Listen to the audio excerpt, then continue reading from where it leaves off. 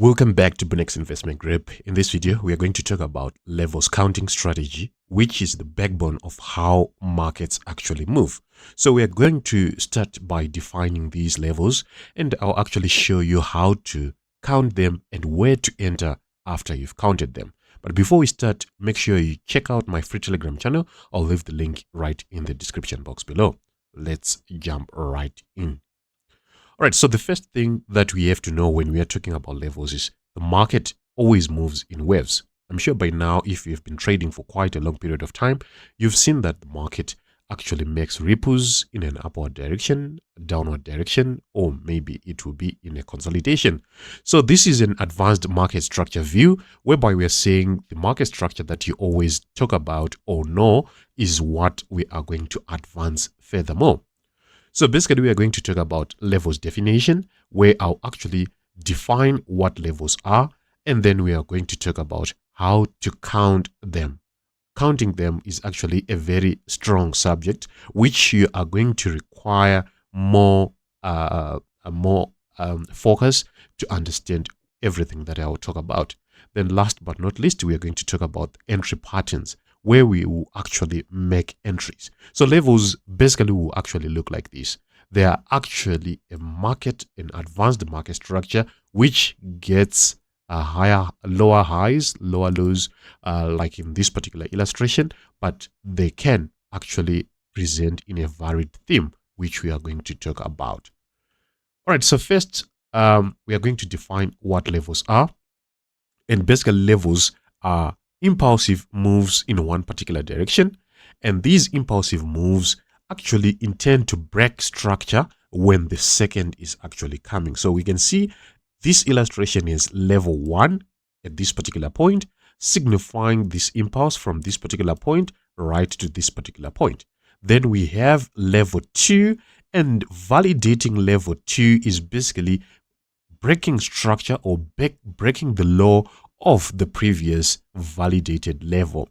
So when level 2 breaks the law, we actually now validate level 2, and then when another impulse breaks the law of level 2, we now validate level 3. So we say we need 3 levels in one particular direction for the market to actually give us a reversal. And this particular illustration actually defines what we call a market cycle. So a cycle is a move that consists of 3 impulsive drops or rises, and that consists of 3 clear validated impulses, right? So within that, we come to the next definition, which is peak formation high and peak formation low. Peak formation high in this particular market context is the initiation of this particular cycle. At peak formation high, we actually expect to see an M pattern or a double top. When an M pattern has been issued, followed by a complete cycle, we reach the peak formation low.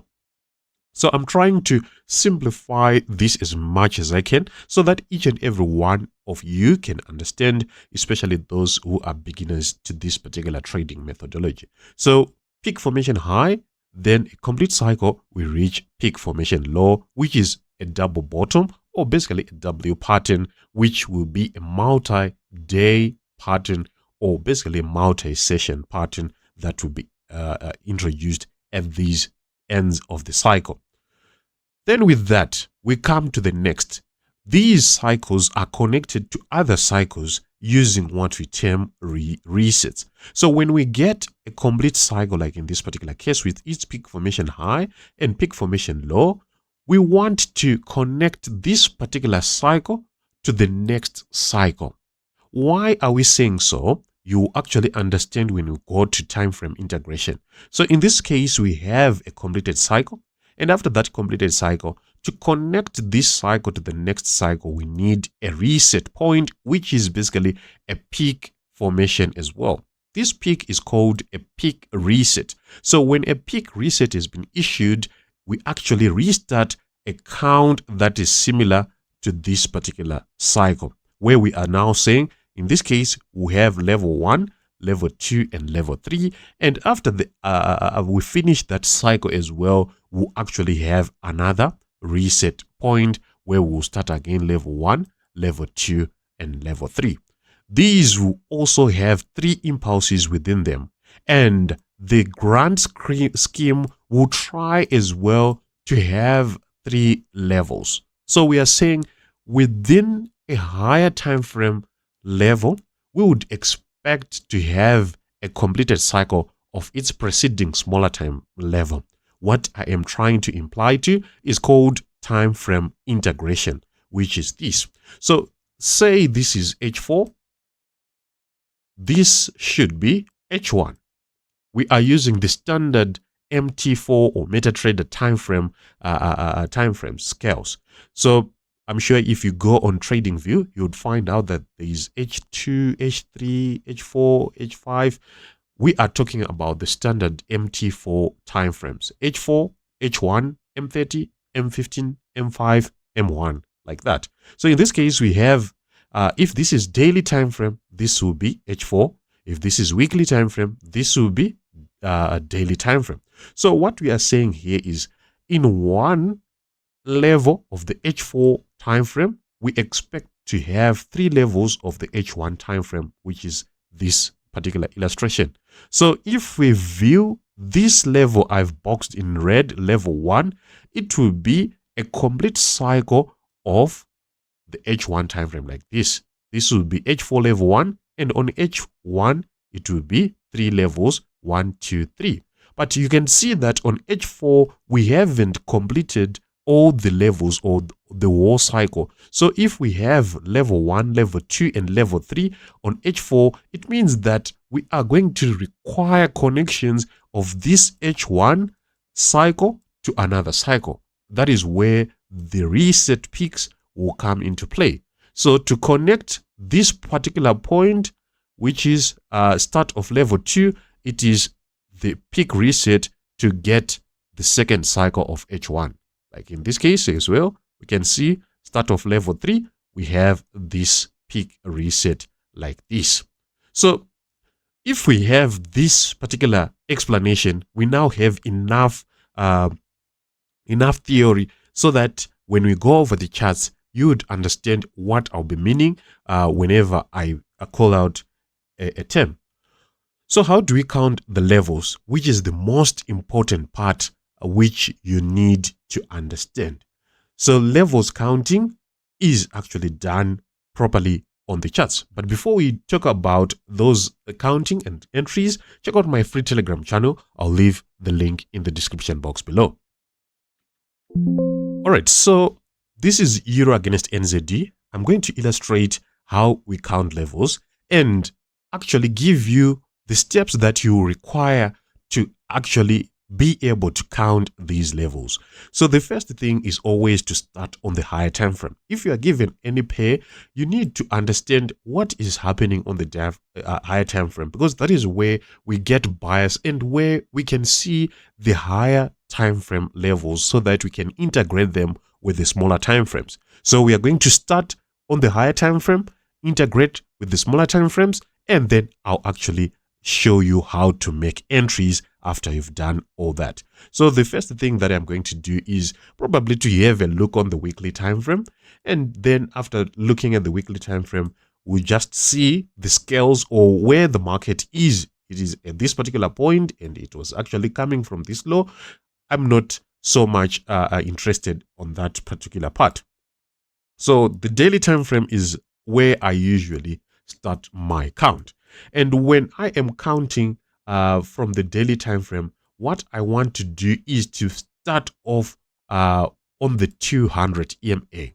So for those who have been following this particular channel for quite a long period of time, you'd know that these are the EMAs that we use, which are 50, 200, and 800. And we have 5 and 13. These are all exponential moving average applied to close, and nothing more. So they help me to see where to start, especially on the higher time frames. On the higher time frame, I can actually pick a 50 EMA touch as my initial point of analysis or even the 200 EMA touch. So in this case, we can see, if I zoom in, we can see that here we had a consolidation right at the 200 EMA. A 200 EMA signifies a start of a new cycle, right? So from this particular point, we are going to count levels as we actually look to find breaks of structure, right? So in this case, we can see we had the first impulse from this low. So this was an impulse. I'm going to use black for the daily time frame levels. We had the first impulse to the upside, which is this one, which went to the upside like that. Then we broke structure with this particular impulse, meaning this was a valid level 2. So we had the second level like that. Then from there, we had consolidation, and then we broke structure right at this particular point. So after having 3 levels, we've said we want to see a peak formation high that can come as an M pattern or as a W pattern. In this case, we can see that we had this high, but the next high was right above. Whenever the market shoots above, it will be creating what we call a head and shoulders pattern. So when the second leg has been too high, we will be actually creating a head and shoulders. So this was basically part of level 3, which I'll just box so that it will be not confusing. So we had a completed cycle, and from the completed cycle, we were now connecting to the next cycle, which is from start of this particular point. So we are still on the daily levels.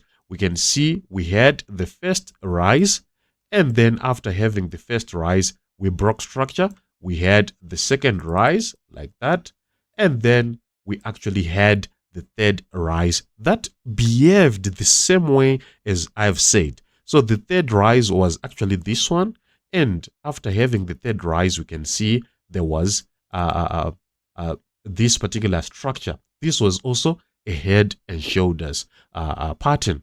From that head and shoulders pattern, we still want to connect, because we now have cycle 1, reset, cycle 2, and then we are now seeing this big W pattern, which is also a reset point.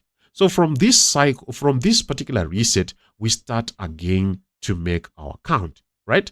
So in this case, we can see that from the reset, what have we been issued? We can see there was this particular move to the upside, which is not yet a qualifiable level 1.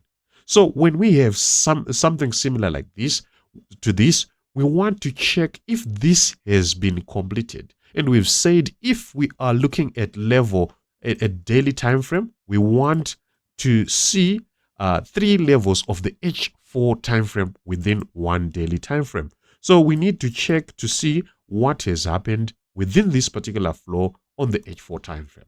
So if we go on the H4 time frame, we can see that we have this particular move to the upside, which is we have first push to the upside, consolidation, and second push to the upside. So I'm going to mark my H4 levels using yellow boxes so that they will be easier to see. So this was the first push on the H4 time frame, and after having this first push, we can see the high of that push was later broken with this particular move, right? So meaning we have level 1 and level 2. So within the daily H4, within the daily time frame levels, it means this level hasn't completed. We still need to see a reset and a completion of that level. So within the H4 time frame, we also want to verify if we have 3 levels of the H1 time frame. So if we go on the H1 time frame, this is what we see. We can see that we have the first push to the upside, level 1 of the H1, which was later broken with this particular impulse, meaning that we now had level 2, and then after having level 2, we had level 3 like that. So we now had 3 levels in one particular direction within one H4 level. So I would ask you, what are we now expecting after having these 3 H1 levels within an H4 level? You should say we are now expecting a peak reset for us to continue to go to the upside. But whilst we are on that note, I want to show you that whenever we have interconnection between H1 level 1 to H1 level 2, we expect to enter at yesterday's low. So the basic principle of entry using this particular model, I'm now trying to shorten the video so that it will not be too long. But to enter, we're actually going to use one method, which is basically entering below the low or at the low of the previous consolidation. So we can see level 1 was issued. We had consolidation. A daily low was created here, as well held here. And on this particular point, that is where we actually made an entry. Then we can see again on this particular day, we had this consolidation after level 2 and a daily low was issued.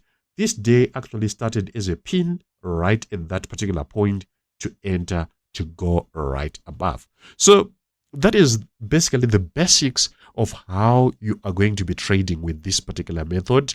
Of course, there are several things that you would need to learn, and that is something that I can teach you in a one-on-one program. Just contact me using the link within the free Telegram channel to avoid scammers. On that note, we've come to the end of our today's video. Thank you for watching. Like and subscribe.